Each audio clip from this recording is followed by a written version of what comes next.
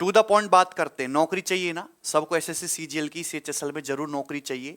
तो एग्जाम्स की नोटिफिकेशन आ चुके हैं सन 2021 के एग्जाम्स की। तो सबसे पहले मैं खासकर आज की वीडियो में सीजीएल और सीएचएसएल के बच्चों के लिए मैं बात करूंगा।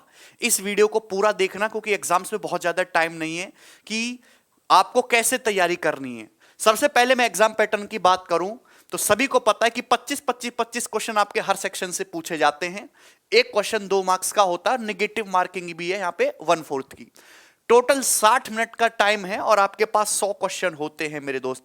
यानी कि एक सवाल को सॉल्व करने के लिए आपको 1 मिनट से भी कम टाइम लगता है।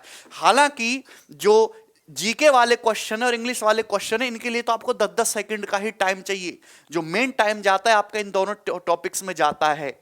क्योंकि मैं एक मैथ का टीचर हूं तो इसलिए मैं आपको बता रहा हूं कि क्वांटिटेटिव एप्टीट्यूड के 25 क्वेश्चन आते हैं। अगर पेपर इजी हुआ तो आपकी स्पीड इतनी होनी चाहिए कि आप 12 से 13 मिनट में कर पाओ। कि पेपर 2 ही कैटेगरी में डिवाइड होगा, इजी टू मॉडरेट या फिर moderate to difficult level. Pre के हिसाब से बात कर रहा हूं। मैक्सिमम कितना भी हो जाए 20 से 25 मिनट में तो आपको पेपर करना ही करना है। 20 से 25 मिनट, 25 मिनट से अगर आप ज्यादा ले रहे हो, आप मॉक टेस्ट लगाते टाइम भी, तो इसका मतलब आपकी तैयारी बहुत सही दिशा में नहीं है। इतनी स्पीड अपनी मजबूत करिए कि आप पेपर मैक्सिमम 25 मिनट में कर पाओ, चाहे कैसा भी पेपर आए प्री के हिसाब से। चलिए देखिए मेरे दोस्त, ये चारों ही एग्जाम्स यहां पे लिखे हुए हैं। सीजीएल टीयर 1 के पेपर में जो है 4 ही महीने बचे हैं। सीएचएसएल का जो 2021 का टीयर 1 का पेपर है वो मई 2022 में होना है, केवल 5 महीने का टाइम है। एमटीएस के पेपर में 6 महीने का टाइम है, जून के महीने में होता है। और सिलेक्शन फेज 10 का जो पेपर है वो जुलाई में, इसमें 7 महीने बाकी हैं। तो 4, 5, 6, 7 महीने में आपके सारे पेपर हैं। सीपीओ के साथ थोड़ा गड़बड़ है। सीपीओ की जो डेट दी है उसने 1 साल के बाद दी है, अगले साल दिसंबर में। पर ये जो 4 एग्जाम है ये आपके अगले 6 महीने में पूरे हो जाने हैं। और एसएससी ने पिछले 1 साल में जो टेंटेटिव डेट दी है उस डेट पे उसने एग्जाम कराया है। तो ये आप मान के चलिए कि इन डेट पे आपके एग्जाम हो जाने हैं। तो इसी को टारगेट करके आपको अपनी तैयारी करनी है। अब देखिए तैयारी करने वाले स्टूडेंट 3 टाइप के होते हैं। एक तो जस्ट बिगिनर, बिल्कुल फ्रेश फैक्ट्री से निकाला हुआ जो जस्ट ग्रेजुएट हुआ है। दूसरा कि जिसने थोड़ा थोड़ा पढ़ना शुरू कर दिया, जो सिलेबस के बारे में जानता है, जो पैटर्न के बारे में जानता है ना, जो कोचिंग करना शुरू कर दिया, उसने कहीं ऑफलाइन लोकल कोचिंग ली है। और दूसरे खूंखार एकदम जहरीला बालक 2-3 साल से रगड़ रहा, उसने सारा प्रीवियस ईयर भी लगा लिया और वो हाई लेवल क्वेश्चंस भी प्रैक्टिस करना शुरू कर दिया है। तीनों बच्चों के लिए पढ़ने का तरीका अलग होगा और तीनों के एग्जामिनेशन की स्ट्रेटजी भी अलग अलग होगी।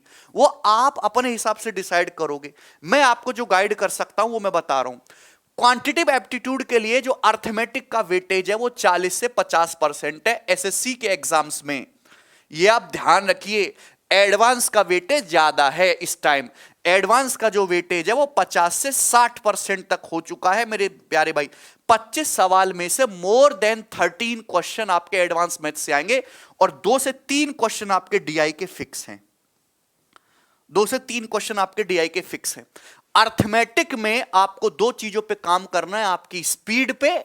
आपको सवाल तो बहुत सारे करने आते हैं, शॉर्टकट भी आपको सारे पता है, पर आपकी स्पीड बहुत ज्यादा तेज नहीं है। तो जब आप पूरा पेपर अटेम्प्ट ही नहीं कर पाओगे तो सिलेक्शन कैसे होगा।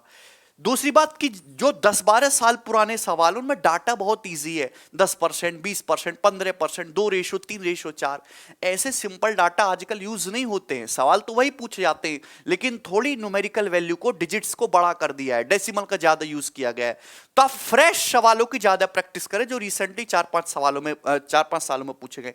आपको अपनी कैलकुलेशन को मजबूत करना, और कैलकुलेशन का कोई शॉर्टकट नहीं होता। छोटी छोटी आप शॉर्ट वीडियोस देख के अपनी कैलकुलेशन को मजबूत नहीं कर सकते। It takes lot of time. एक लंबा प्रोसेस है 3 से 4 महीने का। जितने ज्यादा सवाल प्रैक्टिस करोगे, सवालों को जल्दी करने की जितनी कोशिश करोगे, जल्दी जल्दी जल्दी करना, जल्दी करना, जल्दी करना, जब आपके दिमाग में ये चीज घूमती रहेगी तो आपकी कैलकुलेशन अपने आप मजबूत होगी। एडवांस में देखिए आप अपनी एक ना शॉर्ट नोट बुक बना ली, शॉर्ट बुक, जिसमें आप सारी थ्योरीज, फॉर्मूला, की पॉइंट्स को लिखते रहें। छोटे छोटे की पॉइंट की ये आएगा, ये इंपॉर्टेंट बात है, कहीं मैं इसको भूल ना जाऊं। जब आपका एग्जाम टाइम होगा तो उसको रिवीजन करना। ये आपको खासकर एडवांस मैथ के लिए करना है। एक बात और कि कैलकुलेशन को मजबूत करने के लिए आपको डेली 20 मिनट से, देखिए हर स्टूडेंट के अलग अलग टाइम हो सकता है, 20 मिनट से आधे घंटे आपको देना है। 30 तक पहाड़ याद होना मैंडेटरी है। 1 से लेके मेरे हिसाब से तो आप कम से कम 50 तक स्क्वायर याद करिए, वो बड़े काम के हैं। क्यूब आपको याद करने हैं 1 से 25 तक, लेकिन ये काफी नहीं है। आपको क्या होगा कि लग रहा होगा कि मैं कितनी मजाक कर रहा हूं, लेकिन ये बहुत सीरियस बात है बेटा, बहुत सीरियस बात कर रहा हूं मैं, आपको होना चाहिए। लेकिन इसके अलावा आपको एक यूज आनी चाहिए, एक ऐसी चीज जिसके साथ खेलना आपको आना चाहिए, अप्रोक्सीमेशन। बच्चे एग्जैक्ट गुणा करने में लग जाते नहीं, जिस दिन आप अप्रोक्सीमेशन का अच्छा खासा यूज करना सीखेंगे उस दिन आपका जाके फाइनल सिलेक्शन होगा। आपको यूनिट डिजिट से सवालों को सॉल्व करना आना चाहिए कि कहां यूनिट डिजिट लगेगा कहां नहीं लगेगा। आपको डिजिटल सम का, देखिए ये ऐसा नहीं है कि डिजिटल सम सीख ले तो हर सवाल में जबरदस्ती लगवाऊंगा, नहीं, यह भी पता होना चाहिए कि किस सवाल में अप्रोक्सीमेशन लगाना है, किस में यूनिट डिजिट से करूंगा, किस में डिजिटल सम से करूंगा, और किस सवाल को मैं केवल ऑप्शन अप्रोच से सोल्व करूंगा विदाउट सॉल्यूशन किए। यह होता है कंप्लीट कैलकुलेशन है भाई। वो जापानी गुणा करना ये नहीं होता कैलकुलेशन, छोटी छोटी ट्रिक्स नहीं होती कि वैदिक मैथ से स्क्वायर निकालना सिखा ले, ये कोई कैलकुलेशन नहीं है। This is the real calculation, आपको ये सीखना है, ठीक है। और ये एक लंबा प्रोसेस है, इसमें समय लगता है।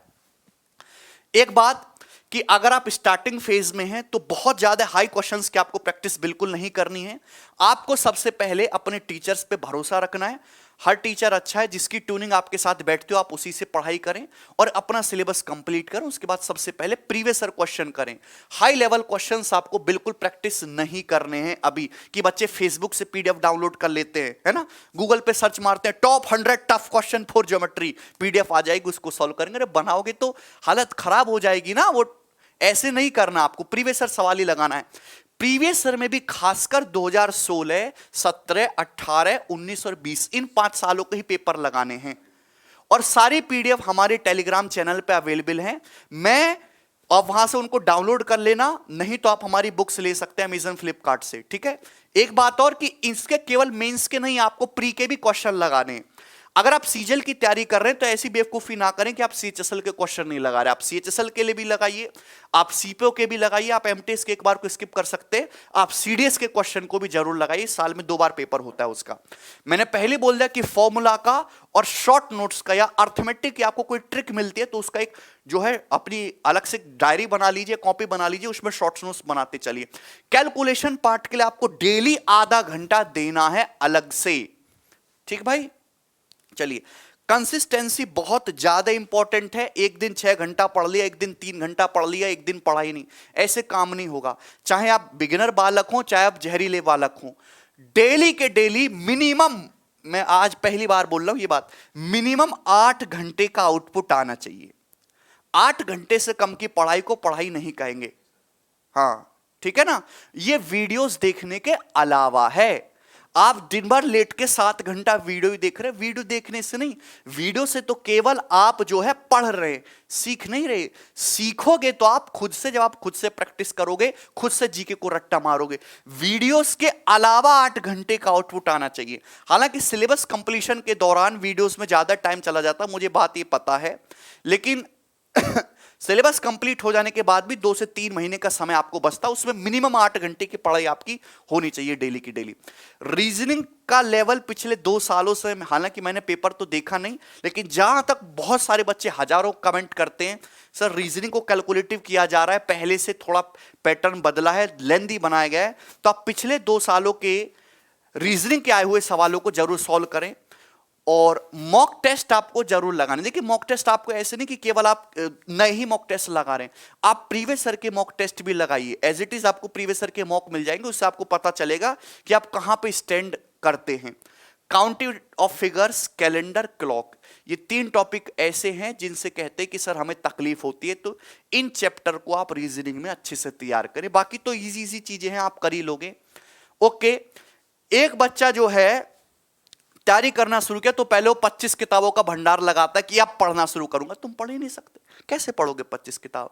ना तो आपको बहुत ज्यादा किताब खरीदनी है और ना ही आपको बहुत ज्यादा टीचर्स को फॉलो करना है।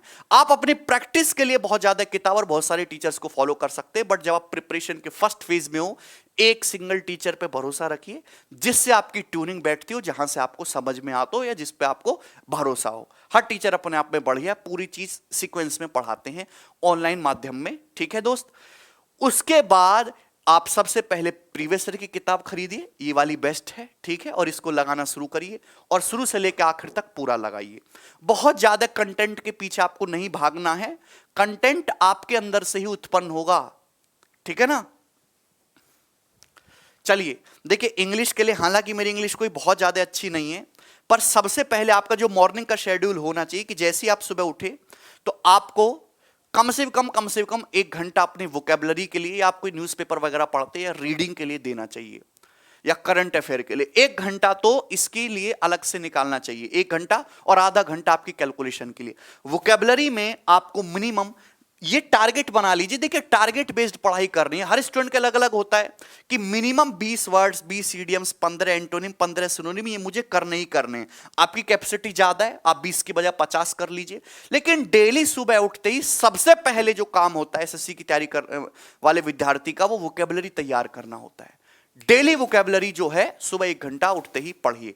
उसके बाद ग्रामर की प्रैक्टिस डेली करनी है, चाहे आपने ग्रामर पढ़ी हो या ना पढ़ी हो, डेली प्रैक्टिस करनी है। आपके सामने क्वेश्चंस आएगा, आपने उसको देखा, उसका आपने एक्सप्लेनेशन पढ़ लिया, उससे सबसे ज्यादा मजबूत होती है। बच्चे ये गलती करते हैं, सिलेबस तो कंप्लीट नहीं हुआ, क्या करूंगा पढ़ के, ऐसा नहीं होता बेटा।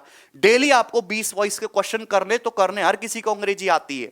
आप देखिए, उसका एक्सप्लेनेशन देख लीजिए, वो चीज आपके दिमाग में रहेगी, टिकी रहेगी। और जब आप एक जैसे 4-5 सवाल कर लोगे ना, तो वो चीज बिल्कुल फिट हो जाएगी। सिलेबस पूरा होने का इंतजार मत करिए अंग्रेजी में, अभी से पहले दिन से ही प्रैक्टिस करना शुरू कर दीजिए प्रीवियस ईयर की किताबों से।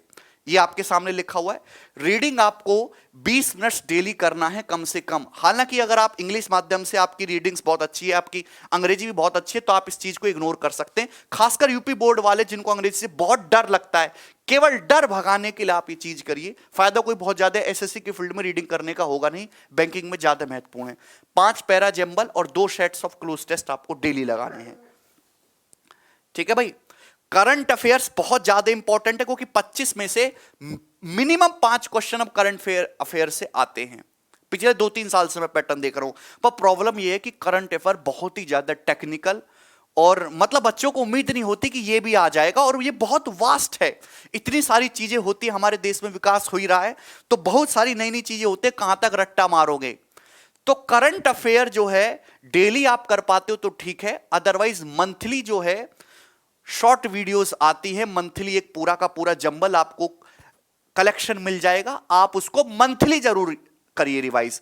करंट अफेयर आपको मिनिमम पिछले 6 महीने का करना है, आपके एग्जाम डेट के पहले तक का मिनिमम, कम से कम बात कर रहा हूं। लेकिन 1 साल तक के सवाल पेपर में पूछे जाते हैं, मिनिमम 6 महीने का तो करना ही करना है, ठीक है भैया। चलिए, और सबसे लास्ट में कि वीक में, हफ्ते में एक दिन ऐसा निकाले, सैटरडे संडे जो भी आपको सुविधा लगे, जिसमें आपको सबसे पहले कि उस हफ्ते में जो भी पढ़ाई करी है उसका रिवीजन करना है, जो आपने शॉर्ट नोट्स बनाए हैं उसको देखना है, और यह देखना है कि इस हफ्ते में मैंने कितना आउटपुट निकाला और पहले से कितना ग्रोथ हुआ, ठीक है। और मेहनत करिए बेटा, बिना मेहनत के कुछ भी फायदा नहीं होने वाला। डेली के डेली 8 से 10 घंटे का आउटपुट निकालिए। समय कोई बहुत ज्यादा है नहीं कि अभी तो 4 महीने बाकी है, 5 महीने बाकी है, दिन ऐसी हवा में उड़ जाते हैं। ठंडी का टाइम चल रहा है, दिन भी छोटा होता है, तो सुस्ताइए मत, मेहनत ज्यादा करिए। बच्चे बहुत ज्यादा लाइन में है ना, नंबर ऑफ स्टूडेंट बढ़ते जा रहे हैं, वैकेंसी कम होती जा रही है। कट ऑफ 85% पे पहुंच गई है, बच्चों की एफिशिएंसी -85% पे हो गई है। ऐसा नहीं करना बेटा, मेहनत करिए। इतनी मेहनत करो कि आपके शहर में तुम्हारे टक्कर के बराबर कोई पढ़ ना रहा हो, तब जाके नौकरी लगेगी, ठीक है भैया। और मैथ के लिए जो है, जो बच्चे बिगिनर हैं उनके लिए मैथ स्पेशल का बैच कैरिवल एप्लीकेशन पर हम शुरू ही कर रहे हैं दोस्तों, और उसकी क्लासेस भी शुरू हो जाएंगी 1-2 दिन से। और यूट्यूब पर भी हम अपनी क्लास लेंगे, क्योंकि एग्जाम था नहीं तो यूट्यूब पे पढ़ाने का कोई फायदा नहीं था। अब एग्जाम्स आ चुके हैं, बच्चे तैयारी करने में लगेंगे, अब सीरियस होंगे थोड़े, तभी मजा आता ना पढ़ाने में, जब बच्चे भी पढ़ने के लिए इच्छुक हों। तो जो है हम भी यूट्यूब पे भी अनाउंस करेंगे बच्चों के लिए, और क्लास लेंगे यूट्यूब पर भी, ठीक है भाई। चलिए, धन्यवाद, बाय, और भगवान आपका भला करे, आपके फ्यूचर के लिए बहुत बहुत शुभकामनाएं। चलिए।